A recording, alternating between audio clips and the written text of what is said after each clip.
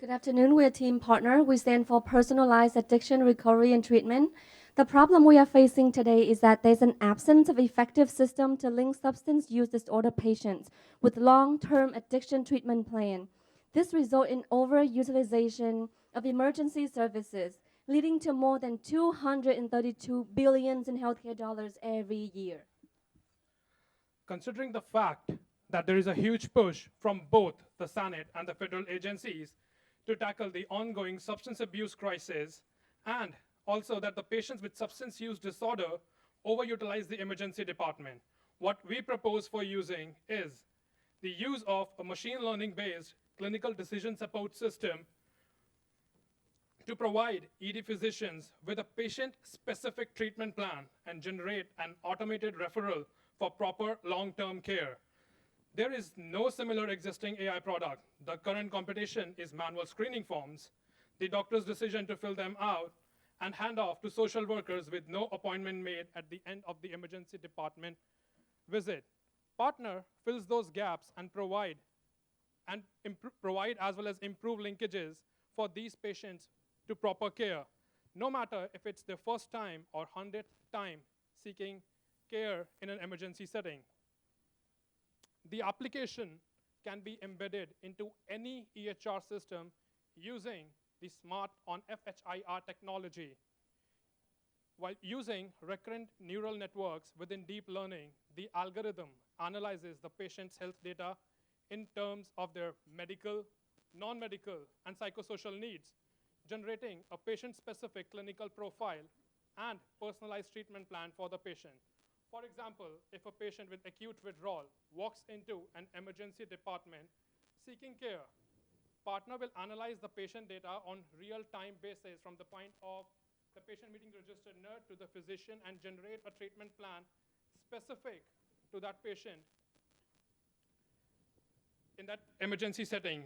The application will further generate automated referrals, linking them to proper care, whether to an addiction institute, detox centers, primary physician, or a specialist. The patient will also be provided with a mobile application to track their treatment progress, as well as reschedule their appointments for psychotherapy or rehab counseling. The financial impact for integrating PART-ner into any existing EHR is huge. Why do we say that? Data show the average ED cost for patient with substance use disorder is $8,000 per visit. There's also an additional cost of $13,000 to admit them for inpatient rehab. Compare this cost to an outpatient center, which average about $1,700 per patient. If we could get them into the proper programs from the beginning, we could save the hospital $10,000.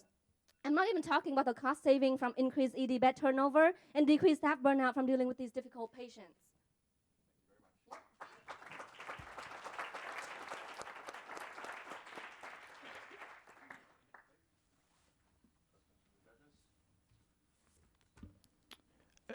So I really like this. It seems though that one of the problems alongside developing this plan is adherence, especially for some of the issues that you're talking about treating. So how does, either readmittance or failure to adhere to already established treatment plans, how does that factor in then to future treatment plans if they relapse? Or?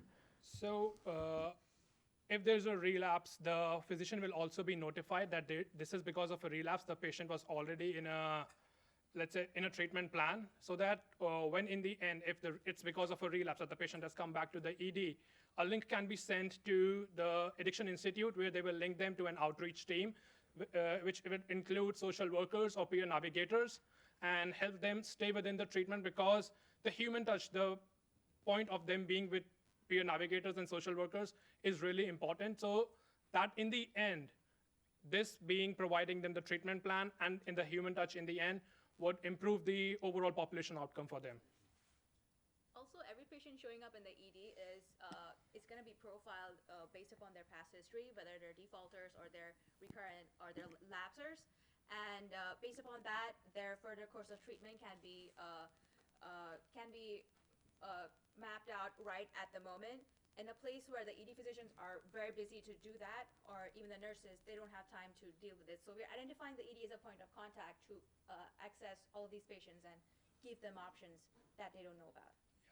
And that's keeping in mind that we have more than 43 million substance abusers, out of which more than 23 million don't even enter the care, long-term care, and they seek emergency department as a short-term care when they're in withdrawal or overdose, which constitutes to 40% of this population, visiting an ED more than 3 times in a year just to seek short-term care. How many data points do you need to be able to compare somebody who walks in versus the thousands of others that you're going to compare to? So currently the plan is to use the last 5 years of retrospective data. We recently did a study using more than 400 cases from retrospective data to analyze the clinical profiles. So we'll be using last 5 years of data to build the algorithm and understand how the needs of the population, as well as how the population has evolved over time. Because these changes, the substance abuse crisis have changed tremendously over the years. They started with something and now it's all over to something else. So the last 5 years will give us a better understanding where they are right now and how it's also going to evolve over the next 5 or 10 years.